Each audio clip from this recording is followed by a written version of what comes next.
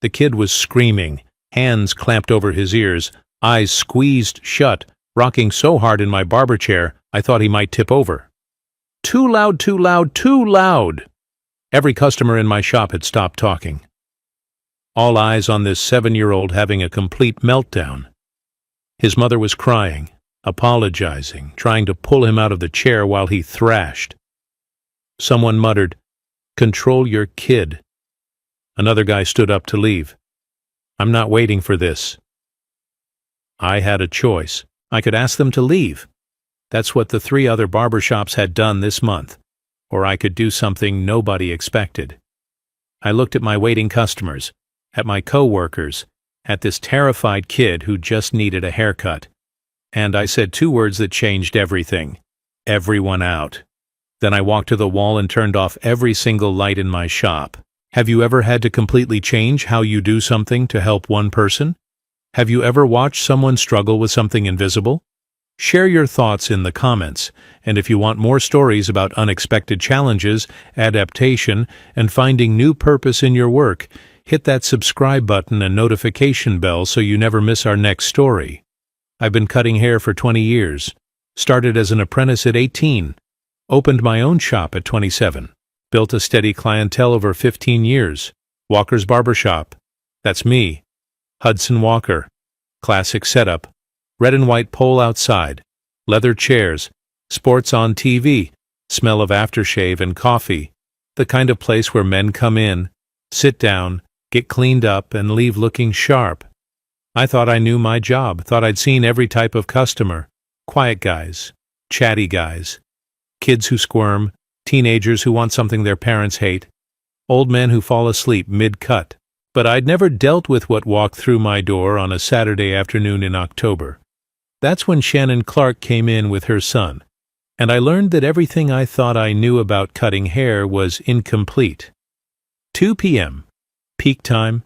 6 barbers working. All chairs full. 5 people waiting. Saturday afternoon rush. Loud. Busy. Exactly how weekends always were. The door opened. A woman walked in. Mid-30s. Looked exhausted. Dark circles under her eyes. Holding the hand of a small boy, maybe 7 years old. Skinny. Dark hair that definitely needed cutting. He wore headphones around his neck, the big noise-canceling kind. His eyes were fixed on the floor. He was making a humming sound. Low. Constant. "Hi," the woman said. Her voice was tight, nervous. "Do you take walk-ins?" "Depends how long you need. We're pretty backed up." "Just a trim, but—" She looked down at her son, back at me. "He has autism. He's very sensitive to sounds and lights, and we've tried 3 other places this month and they all asked us to leave. I understand if you can't." "We can try," I said. "Probably 20 minutes wait, though." Her whole face changed. Relief. "Really? You'll try?" "Yeah, have a seat." Thank you so much." They sat in the waiting area. The boy, I'd find out later his name was Jaden, kept humming, rocking slightly in his seat. His mom rubbed his back in slow circles, leaned close to his ear, talking to him quietly. I went back to my current client, finished the cut, called the next guy. The shop was loud, always was on Saturdays, multiple conversations happening, clippers buzzing, TV playing a football game. Someone laughed loud at something. I noticed Jaden flinch. His hands came up, covered his ears briefly, then back down. His humming got louder. Shannon, I didn't know her name yet, kept talking to him. Calm voice, rubbing his back. 25 minutes passed. "Ma'am?" I called. "We're ready." Shannon stood, helped Jaden up. "Come on, buddy. It's time." Time, Jaden repeated, not looking at her, still humming between words. "That's right. Time for haircut." They walked over. Jaden's eyes darted around, never settling on anything.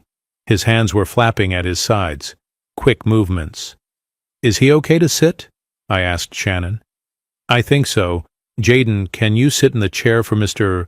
I'm sorry, what's your name?" "Hudson." "For Mr. Hudson?" Hudson, Jaden said. then climbed into the chair. Immediately started rocking. I put the cape around him. He went completely still, rigid. "It's okay," Shannon said quickly. "It's just the cape. Remember? Like we talked about. The cape keeps hair off your shirt." Off shirt, off shirt. His voice was flat, mechanical. "That's right." I picked up my comb, moved toward him, Jaden's eyes fixed on the comb. His rocking stopped, his whole body tensed. "I'm just going to comb your hair first," I said. "Then cut it. Won't take long." I touched the comb to his hair. "No!" He jerked his head away violently. "No, no, no, no, no. Jaden, please, you have to let him. No touching. No, no, no." His voice was rising, getting shrill. "Okay, okay." I pulled back. "No touching yet. That's okay." But he was escalating. His hands flew up to his ears. He started rocking hard. The humming turned into a high-pitched noise. "Ee." Shannon looked at me, apologetic, desperate. "I'm sorry." He's getting overwhelmed. "Maybe if we just—" "Too loud!" Jaden suddenly shouted. "Too loud, too loud, too loud!" The entire shop went quiet. Everyone turned to look. Jaden squeezed his eyes shut, hands pressed hard over his ears. The high-pitched noise got louder. "Ee!" One of the waiting customers muttered something. Another guy said, "Jesus Christ!" Someone else, "Can't you control your kid?" Shannon's face went red. "I'm sorry, we'll go." "Come on, Jaden, we have to." She tried to remove the cape. "No touching!" Jaden screamed, started thrashing. "No, no, no, no!" His hands were hitting his own head, not hard, just tapping, rapidly, over and over. "Jaden, stop, you're going to hurt." "Stop, stop, stop, stop, stop." He was repeating her word, louder and louder. A customer stood up. "I'm not waiting around for this." Another, "This is ridiculous." Shannon was near tears. "I'm so sorry, Jaden, please." But Jaden couldn't hear her. His eyes were squeezed shut, hands over ears, making that noise. "Eee!" I made a decision. "Everyone out," I said, loud enough to be heard over Jaden. "What?" One of my customers looked annoyed. "Out. Everyone waiting. Out. Now." "Are you serious?" "Yes, 5 minutes. Wait outside." They grumbled, but they left. I looked at my coworkers. "Break. All of you. 10 minutes. Hudson, 10 minutes. Go." They exchanged looks but left. Then I walked to the wall, found the switch panel, flipped off the overhead lights. The shop went dim. Just natural light from the windows. Grabbed the TV remote, turned it off.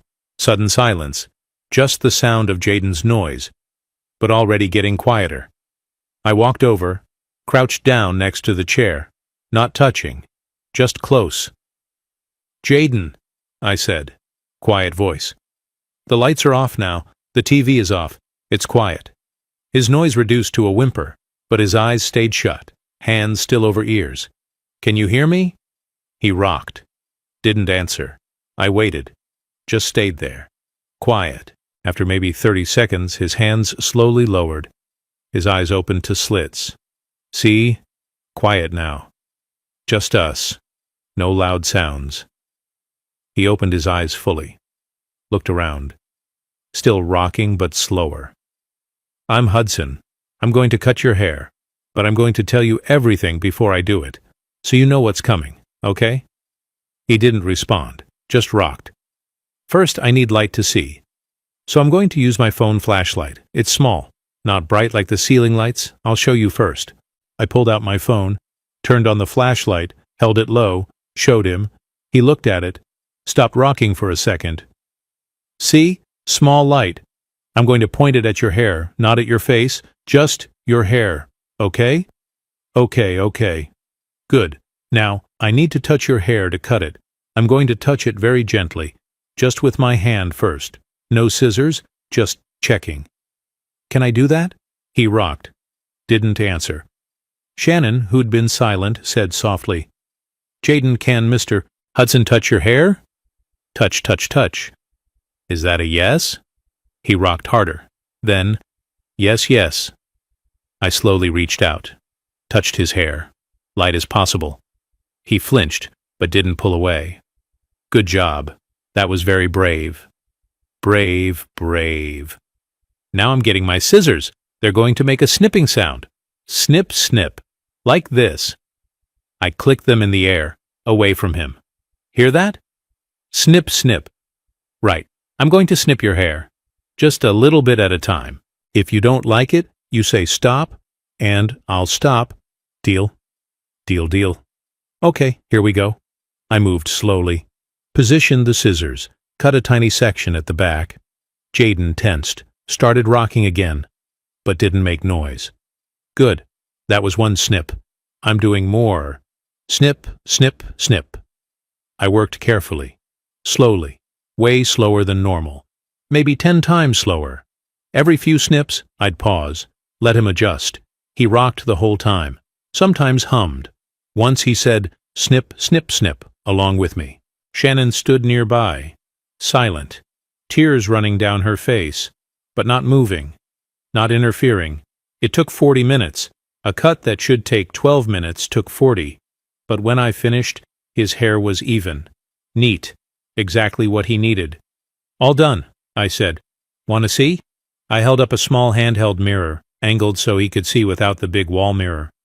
He looked, tilted his head, touched his hair. Short, short. Yes, it's shorter. Do you like it? He rocked, nodded. Good. Shannon let out a breath. Thank you.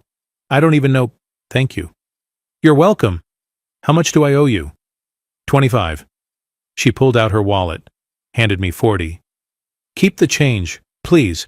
You have no idea what this means. Every other place they get angry. Tell us to leave. Say he's too disruptive, but he was just overwhelmed. No one else sees it that way. Then they're not looking right. Jaden climbed down from the chair, started spinning, arms out, making airplane sounds. Jaden, we need to go. Let him spin, I said. He's happy. That's fine. Shannon smiled, crying and smiling at the same time. Thank you, really, thank you. Come back any time, but maybe not Saturdays, too busy, too loud. What about weekday mornings? Before we open, 7 a.m., no one here, quiet. You do that? Yeah, just call first. Let me know you're coming. I will, definitely. Jaden stopped spinning. Looked at me directly for the first time. Bye-bye, Hudson. Bye, Jaden. They left. I turned the lights back on, let my co-workers back in, let the waiting customers return. One guy said, "That took forever." Another, "You shouldn't have to deal with that kind of thing." I looked at him. That kid has autism. He needed help. I helped him. That's my job. Your job is cutting hair. My job is cutting hair for anyone who needs it cut, not just the easy customers. He didn't say anything else. I finished my appointments, but my mind was somewhere else, thinking about Jaden, about how hard it must be to exist in a world that's too loud, too bright, too much, and thinking, I could make this easier, for him, for other kids like him. I just needed to figure out how. 1 month later, Shannon called. Hi, this is Shannon Clark, Jaden's mom. You said we could come in early. Yeah, tomorrow work? 7 a.m.? Perfect, thank you so much. Next morning, 7 a.m. sharp, they arrived. The shop was empty.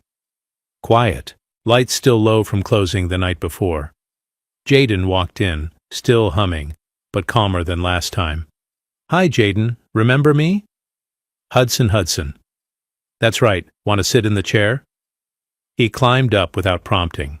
This time took 25 minutes, still slow, still narrating everything, but easier. Halfway through, Jaden said, Snip, snip, snip. That's right, snip, snip. Like. You like the sound? Like it. Bud. When I finished, he looked in the mirror and rocked happily. Shannon paid. Left a $10 tip on a $25 cut. Thank you. He's already asking when we can come back. As they left, I thought about something. If Jaden needed this, other kids probably did too. Maybe I could make this official. 2 weeks later, I made a sign. Sensory-friendly hours. Tuesdays and Thursdays. 7-8 a.m. low lights. No TV. Quiet. For children with sensory sensitivities. Call ahead to schedule. Posted it in the window. Didn't expect much. 1 month later, I had 6 regular appointments during sensory-friendly hours. Word had spread. Shannon told another mom. That mom told someone else. Kids with autism, ADHD, sensory processing issues. I learned quickly. Each kid was different. Some needed silence. Others needed me to talk constantly so they knew what was coming. Some couldn't handle the cape. I used towels instead. Some needed breaks. We'd cut for 2 minutes, stop for 1. Repeat. One kid needed to hold a fidget toy the whole time. Another needed his mom to count down each snip. 10 snips left. 9. 8. I adapted. Learned. Bought supplies. Fidget toys. Weighted lap pads. Different capes in different textures. Started researching. Not to be an expert. Just to understand better. My coworkers noticed. You're spending a lot of time on these appointments. They need it. But they take forever. You could book 3 regular cuts in that time. I know. So why? I thought about it. Because I can help, and not a lot of people can, or will. So I do. That's not very profitable. It's not about profit. Then what's it about? Doing the job right, for everyone, not just the easy ones. 3 months later. Jaden came every month like clockwork. I'd learned his patterns. He needed lights off, TV off me to warn him before touching small handheld mirror, only 20 minutes minimum to spin afterward. He'd started talking more, not to me directly, but he'd repeat things. Snip, snip. Good cut, good cut. Hudson. Shannon told me he talked about me at home. Hudson's Barbershop was part of his routine vocabulary now. One Tuesday, he brought a toy dinosaur, held it the whole cut, didn't put it down once. That's a cool dinosaur, I said. T-Rex, T-Rex. T-Rex, nice. What's his name? Jaden rocked, thought about it. Rex. Creative. After the cut, he held up the dinosaur to my face. Say bye-bye.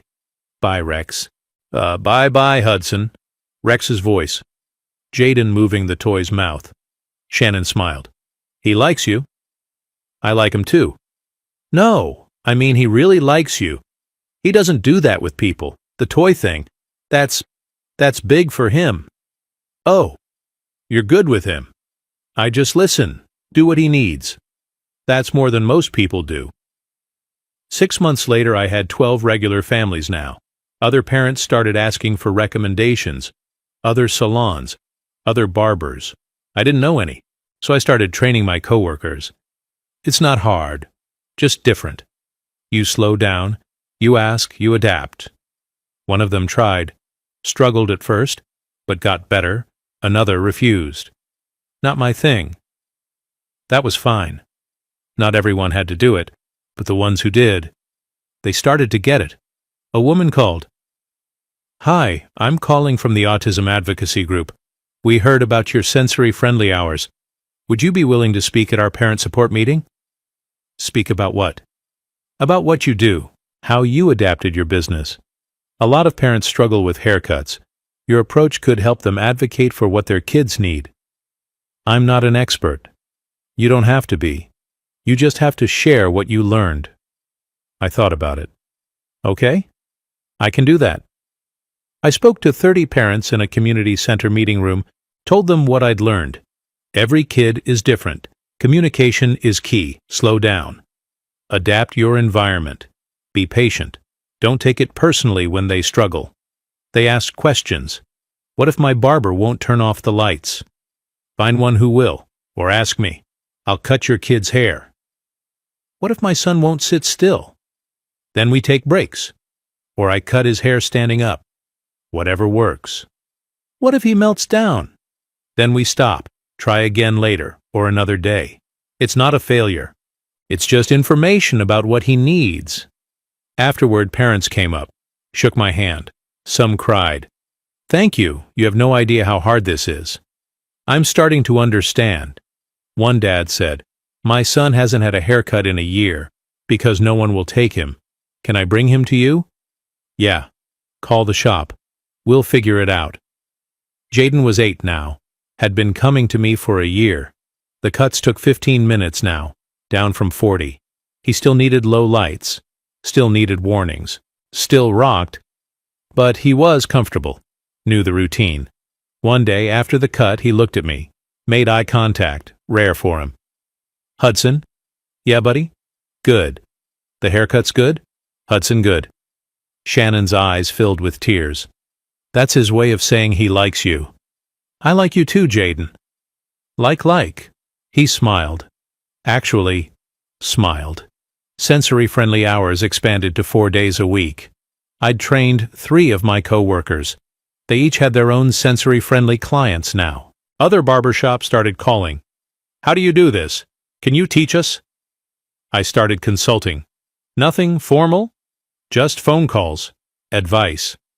"Lower the lights. Turn off the TV. Slow down. Listen." I'm not an autism expert. I'm not a therapist or a special education teacher. I'm a barber. I cut hair. But 3 years ago, a kid walked into my shop who needed something different, and instead of turning him away, I turned off the lights. Changed how I worked, learned to adapt, and it changed everything, not just for him, for me too. I'd been cutting hair the same way for 20 years, thought I knew my job. Turns out I was only doing half of it. The other half, meeting people where they are, adapting my skills to their needs. Have you ever had to completely change how you do something to help someone? What did you think of Hudson clearing the shop and turning off the lights to help the kid? Share your thoughts, your experiences with accessibility and adaptation, in the comments below.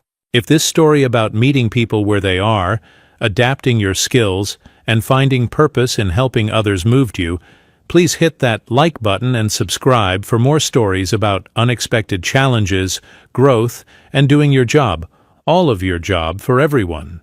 Don't forget to click the notification bell so you never miss our next story. Thanks for watching, and we see you in the next one.